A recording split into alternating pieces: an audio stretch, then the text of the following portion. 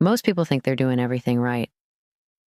They read the books, repeat the affirmations, visualize, stay positive, and still, nothing changes.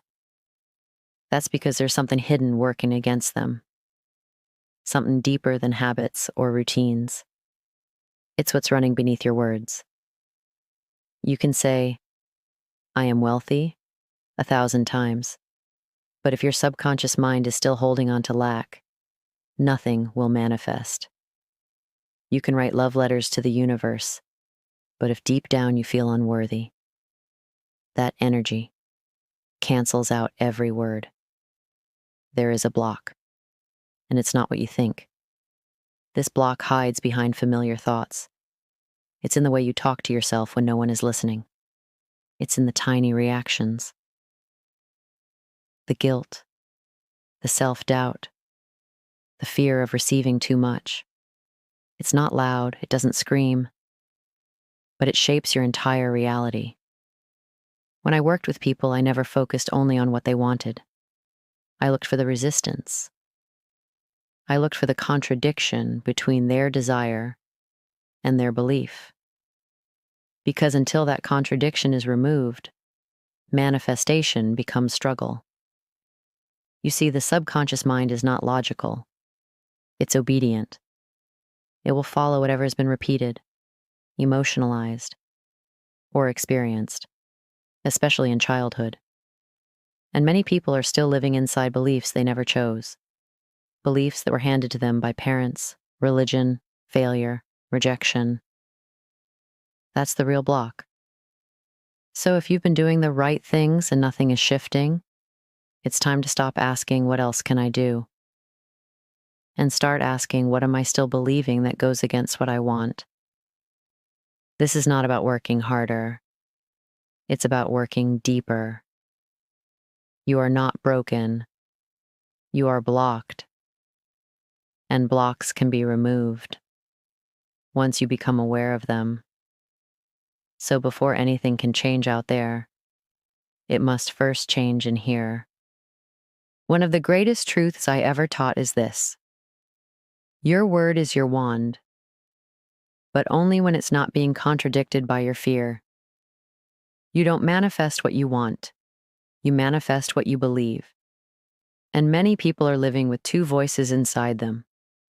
One that says, I can, and another louder one that says, I never have, so why would I now? That's the conflict, and that's the block. Florence Scovel Shinn worked with countless people who said all the right things.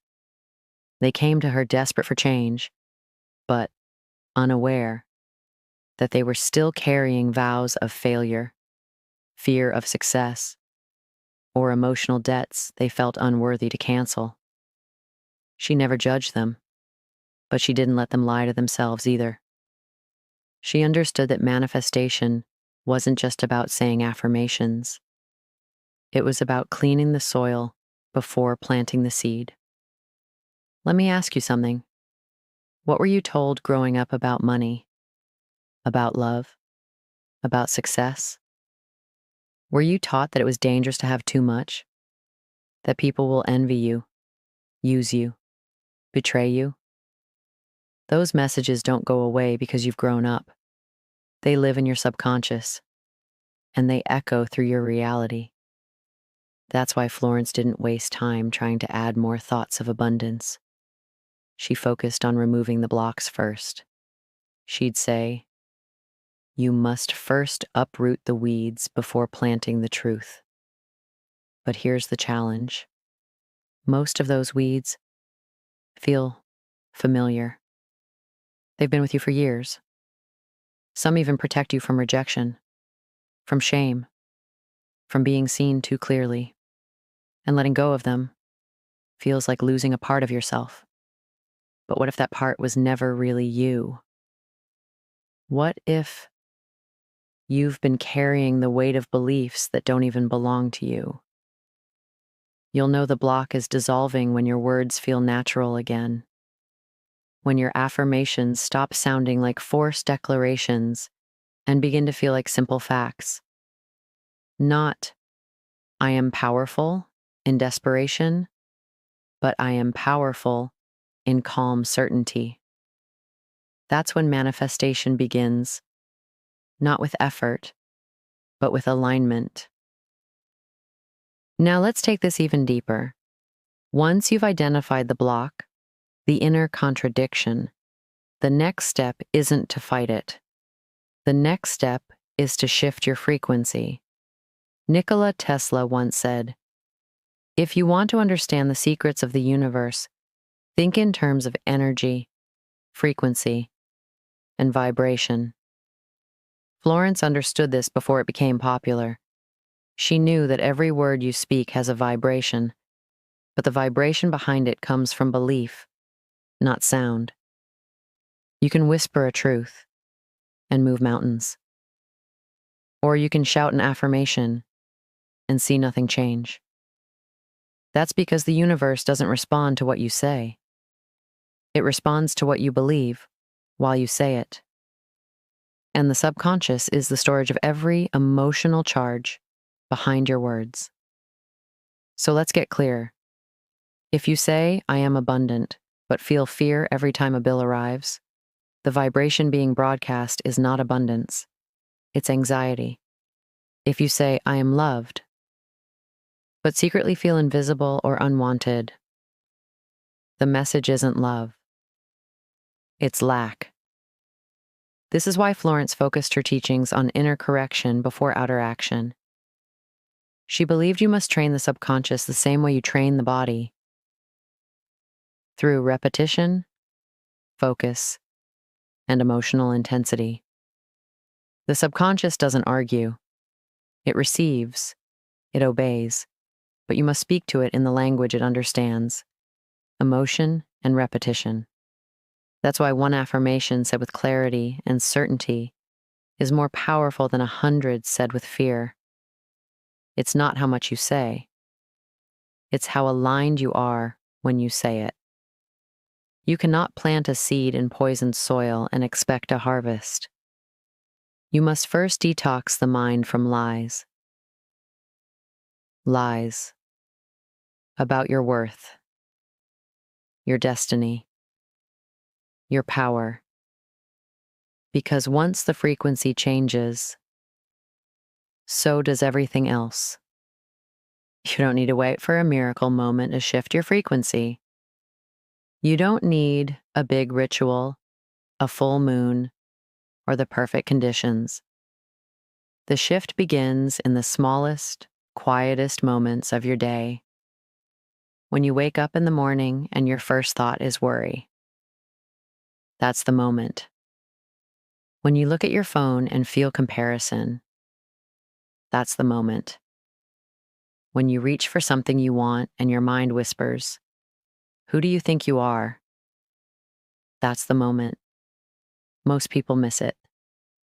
They let those moments pass and repeat the old frequency like a song stuck on loop. But if you want to reprogram your subconscious, you must interrupt the loop. That's what Florence Scovel Shinn taught through her affirmations. But not just affirmations as phrases. Affirmations as interruptions. Interruptions of fear. Interruptions of guilt. Interruptions of lack. Let's say your subconscious has been playing the same track for years. You'll never have enough. Things never work for you. You're not like the others. You can't just tell it to shut up once and expect silence. You must consistently plant a new track, a louder, truer one. Instead of, "I hope things get better," say, "Things are always working in my favor." Instead of, "What if it doesn't work out?" say, "What if it works out better than I imagined?" The subconscious doesn't know the difference between imagination and reality. So give it a new reality to work with, daily, repeatedly, especially when the old voice tries to speak. You don't need to fix everything at once. Just catch the voice and correct it. Catch the thought and upgrade it. catch the emotion, and redirect it. You're not powerless. You're just rehearsing the wrong script. And you have the authority, right now, to choose a better one. There's a moment when you know the shift is real. It's not when the money shows up. It's not when the relationship appears. It's when you feel differently and you don't have to force it. That's the first real manifestation. Your nervous system starts to calm. You stop bracing for disappointment. You begin to expect good news, not out of hope, but out of certainty. Florence Scovel Shinn saw it happen time and time again with her students. They would come to her in fear, tight with control, worried about outcomes. And after a short period of inner correction, their energy would soften. Their words would shift. Their eyes would carry clarity instead of panic. And then the miracles would come. Not because they begged for them, but because they became vibrational matches to what they wanted. That's the secret no one wants to hear. You don't get what you want by chasing it. You get what you want by becoming someone who naturally attracts it. You don't manifest money by needing it desperately. You manifest it by feeling safe with or without it. You don't manifest love by searching for it. You manifest it by radiating self-respect and openness. The world is always responding to who you are, not what you say. And the more aligned you are with your truth, the more clear, calm, and grounded you feel, the faster reality rearranges itself to reflect that. This is why Florence always returned to one powerful truth. Faith knows it is already received and acts accordingly. You don't wait to believe after it comes. You believe, and then it comes. So if you're still asking, but how long will it take? The real answer is, as soon as you stop waiting and start becoming. Let your energy speak before your words do. Let your alignment show before the evidence appears. And watch what happens when the universe no longer has to fight your fear. It can finally deliver what you've been asking for all along. You want to manifest something extraordinary? Start acting like the person who already has it. Florence Scovel Shinn didn't teach wishful thinking. She taught alignment. She taught that if you desire something, and it's rooted in love, freedom, peace, then it already exists for you. Your only task is to become the vessel that can hold it. That means walking like it's already done. Breathe in like you're already safe. Making choices as someone who already trusts life. If you say you want abundance, but you constantly prepare for scarcity, you're not in alignment. If you say you want love, but sabotage every moment of closeness, you're not in alignment. And it's not your fault. Most of us were taught to be cautious, to wait and see, to play small until it feels safe to expand. But that's not how manifestation works. It doesn't follow the rules of the world. It follows the rules of spirit. And spirit responds to faith in motion. Start treating your desires like instructions. If you were truly meant to live in abundance, how would you treat your time today? If you believed your dream relationship was inevitable, how would you treat yourself tonight? If your success was already on its way, how would you speak, walk, and rest? That's the real shift. You stop begging the universe for proof.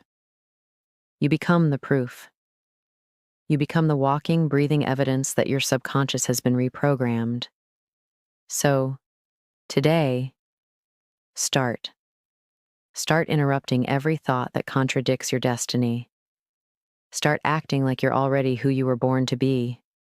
Because you are. You just forgot. Let this message be your reminder. Let it be the moment you chose alignment over anxiety. And let it be the sign you've been waiting for. If this message spoke to you, don't keep it to yourself. Like the video, leave your affirmation in the comments, and make sure you're subscribed. Because here, every day is another chance to remember who you really are.